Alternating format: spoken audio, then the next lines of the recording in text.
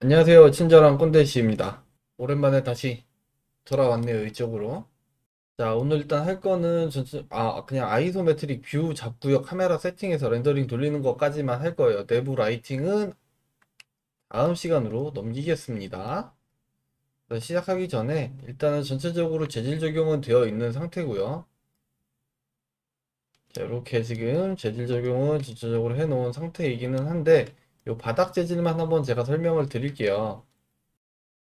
지금 이렇게 봐서는 뭐 바닥 재질이 어떤 재질인지 잘 보이진 않지만 확대를 이렇게 해서 보면은 이런 카펫 무늬의 데코 타일로 지금 설정을 해 놓은 상태고요.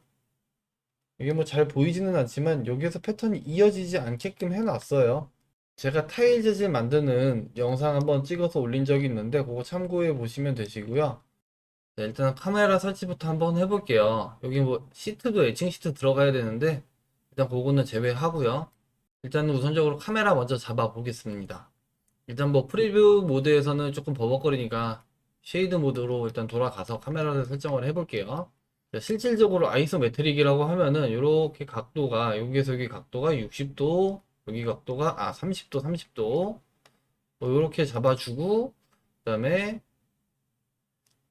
지금 보는 것처럼 소점이 없이 이렇게 잡히는 뷰가 아이소메트릭 뷰이기는 한데 실질적으로 우리가 실무에서 이렇게 렌더링을 잘 안 돌려요. 이유가 뭐냐면 뭐 공간이 작아 보이기도 하고 뭐 정확한 이유는 모르겠습니다. 뭐 저도 처음에 이렇게 잡지를 않았어서 그냥 일단은 뭐 그렇게 잡지 않는 가장 큰 이유가 뷰를 완벽하게 잡으려고 그러면 내가 보여주고 싶은 부분을 못 보여주는 경우도 생기기도 하고 해서 그런 것 같아요.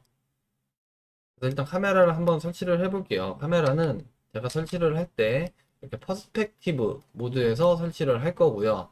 자, 그 다음에 카메라의 포컬 랭스를 설정을 할 거예요. 자, 포컬 랭스는 어디를 가서 설정하냐면은, 자, 사이드 패널 열면은 여기 뷰에 포컬 랭스라고 있어요. 그래서 이 부분을 설정을 해주면, 높아지면은, 얼마까지 오면 바뀌나 볼게요. 높아지게 되면은 이제 250이죠. 소점이 거의 없어지고, 낮아지면은 왜곡이 심해지죠. 이렇게 실제 카메라의 포컬 랭스와 비슷하게 움직여요. 같이 움직인다고 봐야죠. 그래서 저는 한 45mm 정도, 45mm 정도를 아이소메트릭 할 때 포컬 랭스를 45mm 정도로 설정을 했었는데 최근에 보다 보니까 이게 너무 왜곡이 많이 되는 거 아닌가 싶어서 조금 조정을 하고 있어요. 그래서 80mm 정도로 일단 잡아 볼게요. 자, 이렇게 하고요. 자, 그 다음에 레이아웃 탭으로 갈게요. 레이아웃 탭에서 다시 자, 뷰에 포컬 랭스 80 정도로 잡고요. 그 다음에 지금 오소 그래픽 뷰니까 넘패드 5번 눌러서 퍼스펙티브 모드로 돌아가고요. 이 상태에서 3D 커서 옮겨 놓은 상태에서 Shift A 그 다음에 카메라 그럼 카메라가 일단 하나 만들어졌죠. 카메라 뭐 어디서 만들어져도 관계 없으니까 일단 대충 만들어 놓은 상태에서 대충 뷰를 잡으세요. 대충 뷰를 잡고 그 다음에 이렇게 카메라가 만들어져 있는 상태에서 카메라를 활성 카메라로 바꾸고 지금 활성 카메라 하나밖에 없긴 하지만요. 이 상태에서 컨트롤 알트 그 다음에 넘패드 0번을 누르면은 뷰가 카메라로 잡혀요. 자, 여기서 이 카메라 위치 보세요. 컨트롤 알트 넘패드 0번. 자, 이렇게 카메라가 이동이 되면서 뷰가 잡히죠. 자, 그리고 이 상태에서 만약에 내가 카메라가 너무 가깝거나 멀 수도 있고 일단 좀 일부러 좀 멀게 좀 둬볼게요. 이런 식으로 컨트롤 알트 0. 자, 이렇게. 그럼 지금 카메라가 너무 멀죠. 그리고 휠을 굴려보면 이렇게 줌인 줌아웃이 되는데 카메라 내부에서 줌이 되는 게 아니고 전체적인 뷰가 그냥 이동이 돼요. 자, 그러면 얘를 더 확대를 시키기 위해서 어떻게 해야 되느냐? 카메라를 이동하면 되겠죠. 그래서 카메라를 선택한 상태에서 자, 카메라 뷰에서 G키 누르고요. G. 움직이죠. 그리고 Z키 누르면은 한 번 더 이렇게 들어가게 돼요. 자, 다시 자, 여기에서 카메라를 한번 이렇게 볼게요. 자, 카메라를 선택한 상태에서 자, 이동 G키 그 다음에 Z 하면은 이렇게 Z 방향으로 움직이게 되죠. 자, 그런데 지금 너무 머니까 이거 어디에 있냐? 얘가 왜 로컬 뷰가 들어왔는지 모르겠네요. 자, 일단 로컬 뷰 자, 이렇게 꺼놓고. 자, 전체 지금 카메라가 그냥 잡힌 상태에서 카메라를 그러면은 Z축 방향으로 지금 여기에서 움직이려고 하니까 가다가 이렇게 넘어가 버리니까 조금 컨트롤하기가 힘든 상황이라서 그러면 컨트롤을 좀 더 하기 편하게 하기 위해서 여기에서 이제 움직이는데 어떻게 움직이면 되느냐? 카메라의 로컬 방향으로 움직이면 되기 때문에 G키, Z키 이렇게 당겨주면은 위로 움직이겠죠. 그 다음에 여기서 또 뷰에서 G 눌러서 내가 원하는 방향으로 카메라 이동해서 뷰 다시 잡고요. 이렇게 앞뒤로 이동해서 적절한 위치 선정하고요. 자, 이렇게 해서 뷰는 잡으면 되세요. 자, 그 다음 뷰 잡았으니까 라이팅을 해야 되는데 저 같은 경우에는 아이소메트릭 뷰를 만들 때 라이팅을 각 공간에 맞춰서 라이팅을 하지 않고 전체에 그냥 라이팅 한 번에 주고 말아버려요. 내부에 들어가는 간접 조명이나 이런 부분들은 만들어 주기는 해요. 근데 지금 만들지는 않을 거예요. 만들까요? 한번 만들고 넘어갈게요. 만들어서 넘어가기로 하고요. 그래서 일단 렌더링은 현재 상태에서 돌릴 건데 렌더링을 돌리려고 하면 렌더링 세팅을 해야겠죠. 그래서 렌더링 세팅하러 한번 가보겠습니다. 그리고 지금 카메라의 포컬 랭스는 50mm로 변경이 됐죠. 포컬 랭스도 80으로 다시 맞춰야 되는데 일단 뭐 귀찮으니까 넘어갈게요. 자, 전체적인 라이팅은 한 번에 줄 거라서 자, 쉐이딩 모드로 이동을 일단 하고요. 쉐이딩 모드에서 쉐이더 에디터에 월드를 들어가서 월드에 있는 다른 거 다 빼버리고 이런 거 그냥 다 빼버리고요. 일단 둘게요. 나중에 써야 되니까. 또 다시 집어넣기 귀찮으니까. 백그라운드를 어디에? 서페이스에 이렇게 연결을 하고 그 다음에 컬러는 그냥 화이트로 이렇게 렌더링을 할 거예요. 미리 보기를 하면은 이런 식으로 나오게 되는 거죠. 미리 보기가 이런 식이 아니죠. 여기에서 신월드 이런 식으로 나오게 만들 거예요. 자, 그런데 실질적으로 렌더링을 돌리게 되면 여기 있는 밑에 있는 라인 같은 경우는 안 보이겠죠? 자, 그리고 바닥 쪽에 평면을 하나를 깔아서 약간 음영이 지게 만들 거예요. 그래서 탑뷰에서 Shift A, Shift A 메쉬의 플레인. 자, 이렇게 바닥 평면 하나 만들 거고요. 자, 이렇게 크게 하나 만들었어요. 그리고 높이 값은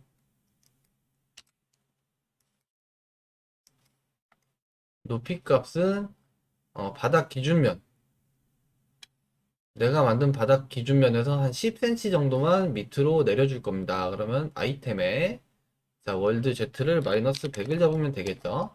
이렇게 하면 이제 아래쪽에 음영이 살짝 져서 렌더링을 돌렸을 때 카메라 뷰 볼게요. 렌더링을 돌렸을 때 이렇게 테두리 부분에 약간 음영이 지게끔 이렇게 만들 거예요. 자, 일단 여기에서 아래에 있는 도면은 좀 안 보이게 할게요. 그래서 아이고 이 도면이 얘지. 자, 이렇게 안 보이게 이런 식으로 렌더링이 나올 거예요.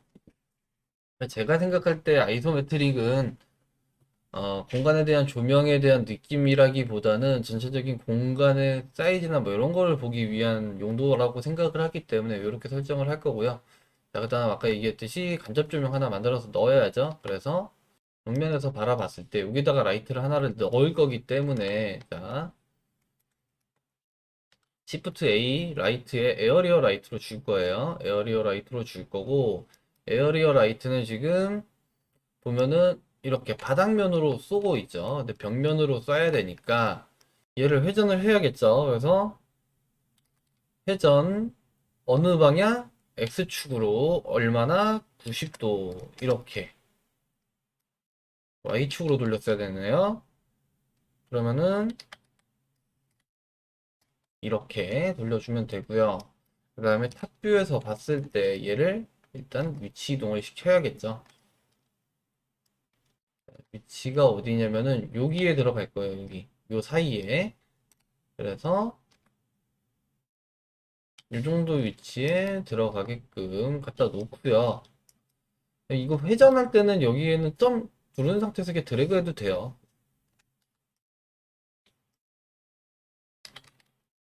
이쪽으로. 이렇게 쏘게 만들어 주고요. 그 다음에 이제 사이즈를 이제 조정을 해야죠. 자, 일단 탑뷰에서 봤을 때 요 안에 들어와야 되니까 라이트 프로퍼티스 이동해서 사이즈는 스퀘어가 아니고 레팅글로, 그리고 사이즈를 이렇게 일단 줄여 놓고요. 너무 작은 것 같네요. 너무 작은 것 같으니까 80 정도. 그리고 앞에서 봤을 때 위아래는 많이 커져야겠죠. 지금 높이가 2700이니까 대충 2600 정도 이렇게 해서 태우지는 않을 거고요.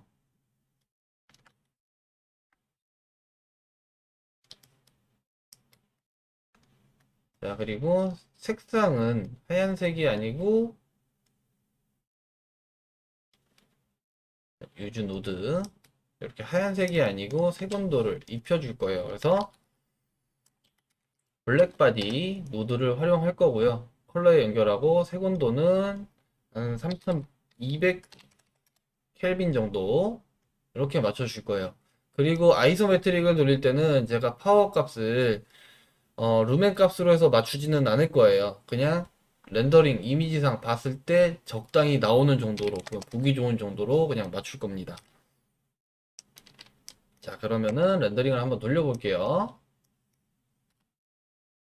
자, 이 정도 나오고 있죠. 자, 그래서 여기 있는 지금 간접 조명은 조금 약해 보이고요. 그래서 그 부분만 설정하고 나머지 렌더링 세팅 보도록 할게요. 이게 이렇게 길게 나오는데 이거 어떻게 안 나오게 하는 방법 아시는 분 있으면 좀 알려주세요. 일단 밝기 값이 너무 약하니까 밝기 값을 좀 올리고요. 자, 그 다음 또 한 가지 유의할 사항.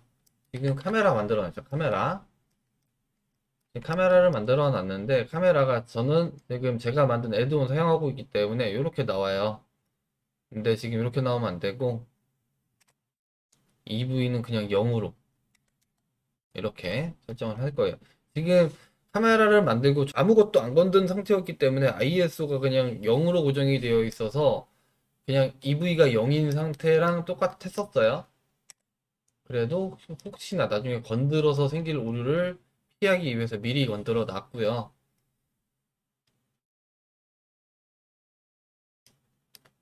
자, 얘가 좀 세네요. 50, 30,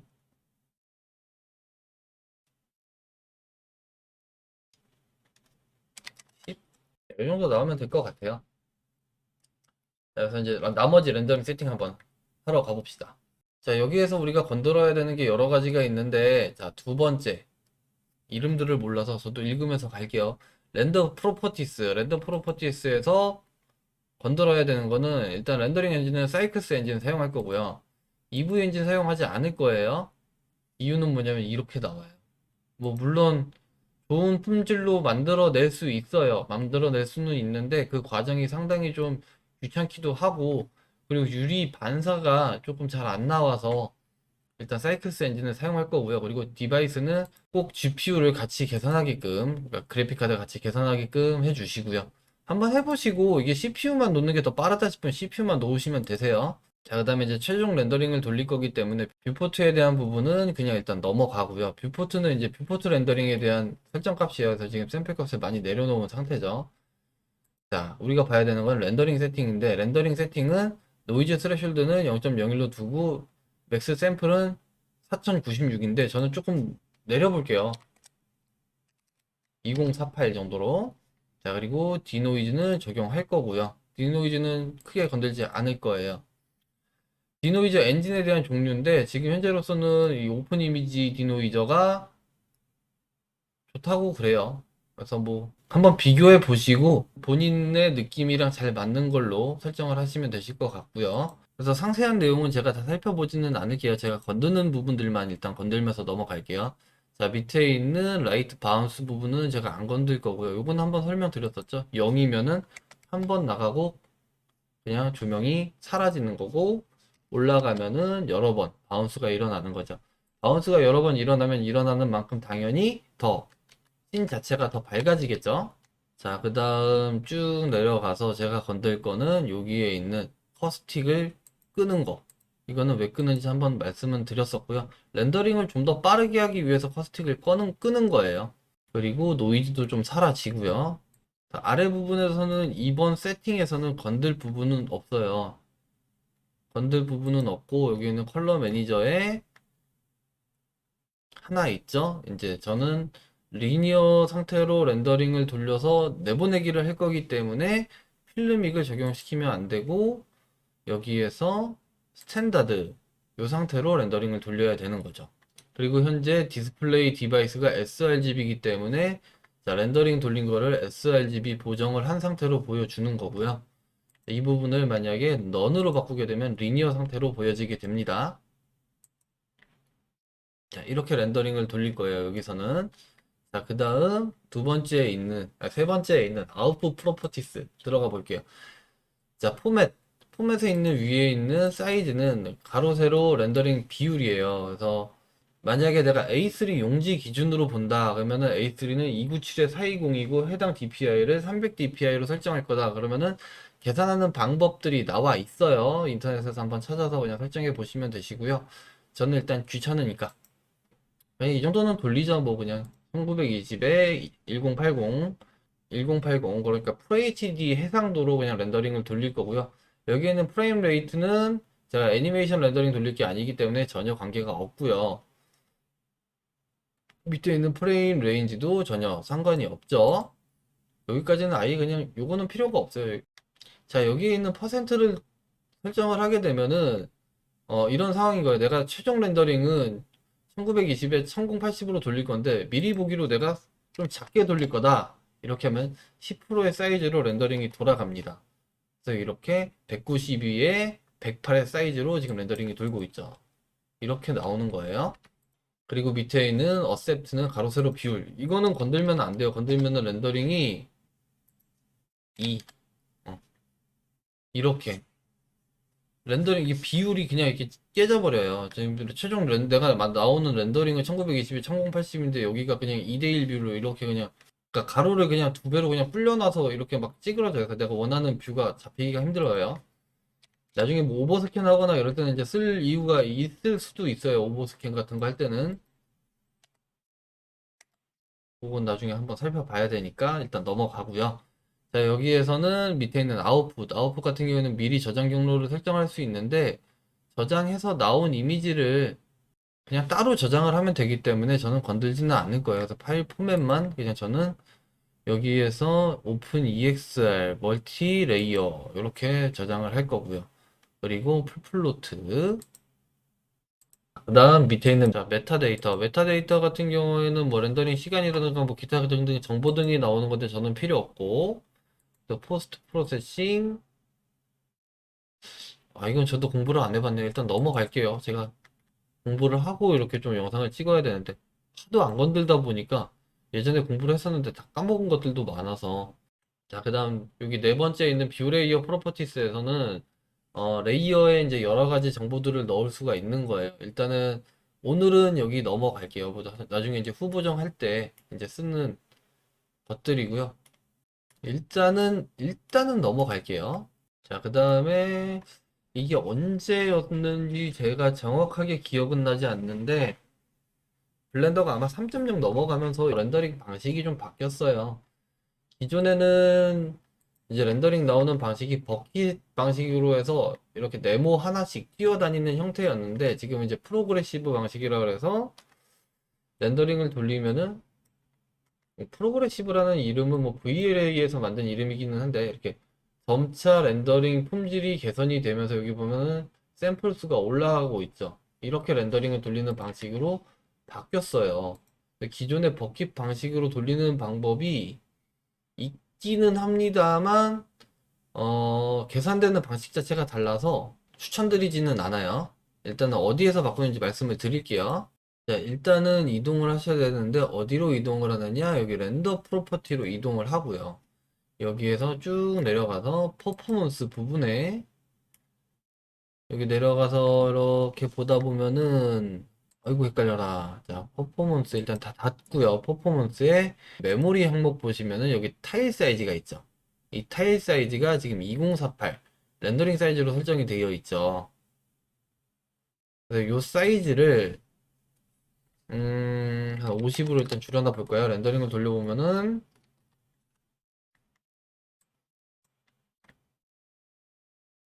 이렇게 지금 한 칸 한 칸 한 칸 한 칸 이렇게 렌더링 되는 거 보이시죠?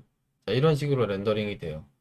자, 근데 기존에는 이렇게 렌더링을 돌리게 되면은 이 버킷의 개수가 요 버킷의 개수가 CPU의 코어 개수랑 동일하게 지금 제 노트북 같은 경우에는 쿼드가 아니고 옥타코어의 멀티스레드예요. 그래서 16개의 버킷이 뛰어다녀야 되는데 이상하게 하나만 뛰어다녀요.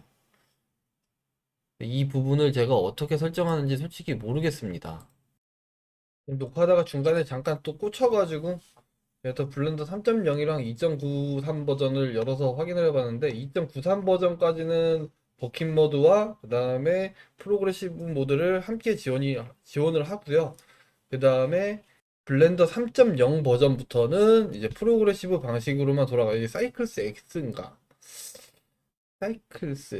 하여튼 뭐 이름이 조금 바뀌어서 렌더링 엔진 자체가 바뀌었어요. 계산하는 방식이. 그래서 뭐 샘플을 설정하는 방법이라든가 이런 부분들도 많이 바뀌어서 지금은 그냥 요 스타일을 그냥 따라가야 될 것 같아요. 저는 버킷 방식이 더 좋기도 했었는데 지금 같은 경우에는 얘를 이렇게 사이즈를 줄인다고 해도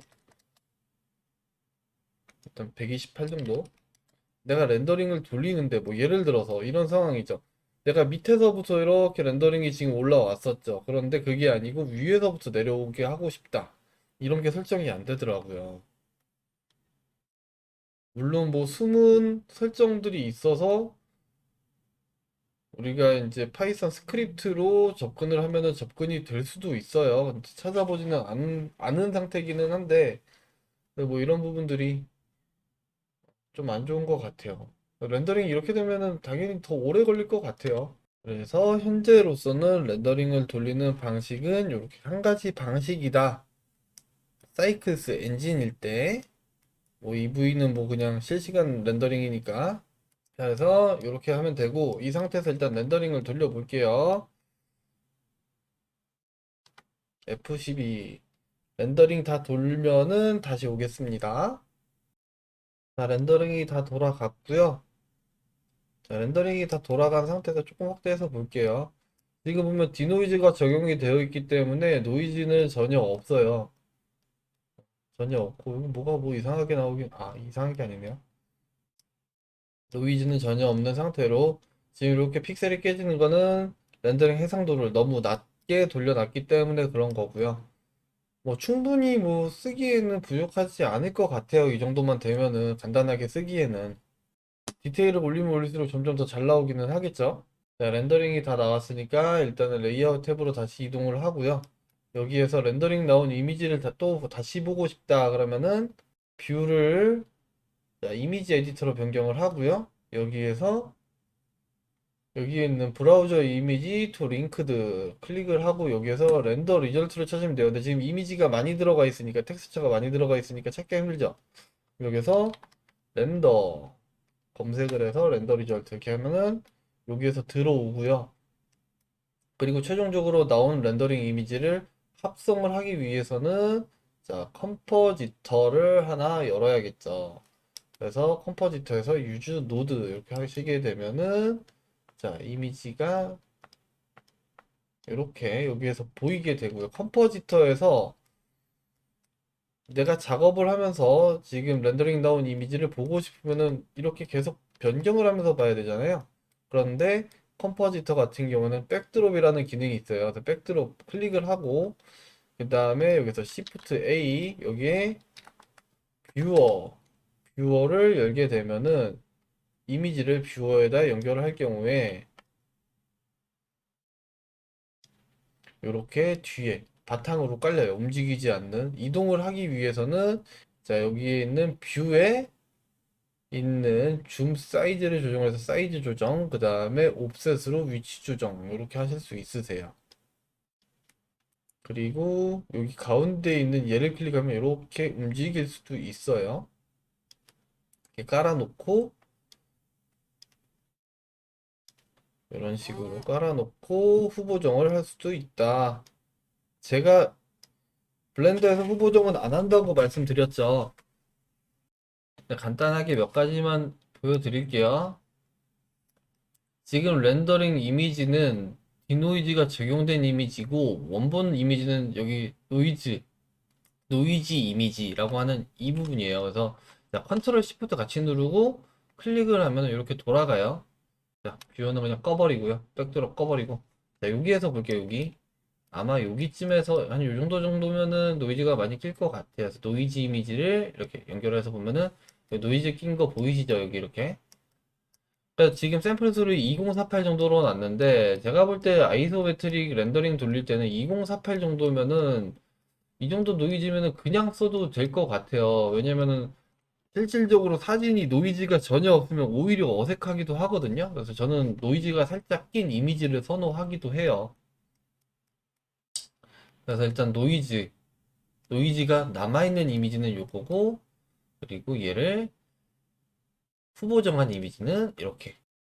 자, 그래서 렌더링이 나온 이 상태에서 내가 디노이즈를 적용된 이미지로 안 하고 디노이즈가 적용되지 않았던 이미지에서 내가 후보정으로 노이즈를 없애고 싶다 하면은 여기에서 디노이즈 노드를 여기에 연결을 해주시면 되세요. 이렇게. 자, 이렇게 되면은 자, 여기 지금 디노이즈가 적용이 돼서 사라졌죠. 자, 그런데 이런 경우도 있을 거예요. 노이즈가 너무 깔끔하게 없어진 게 좀 싫다 하는 경우. 그러면 어떻게 하면 되느냐? 여기에서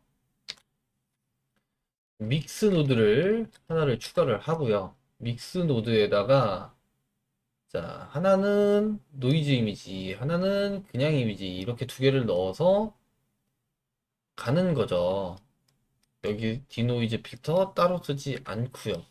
그리고 이 상태에서 팩터 값이 자 0이면은 디노이즈 이미지, 1이면은 노이즈 이미지가 나오니 팩터 값을 조정을 하면서 노이즈가 적당히 사라지는 정도를 잡아서 쓰셔도 되시겠죠. 이런 식으로 하시면 될 것 같아요. 자, 그 다음 하나만 더 해볼게요. 지금 이미지가 너무 약간 흐리멍텅해 보이는 게 없지 않아 있어 보이니까 여기에다가 RGB 커브를 하나를 연결을 해서요. RGB 커브를 이용해서 이렇게 우리가 후보정할 때 이렇게 S자 모양 많이 만드시죠? 이런 식으로. 이거 너무 갔나 보다.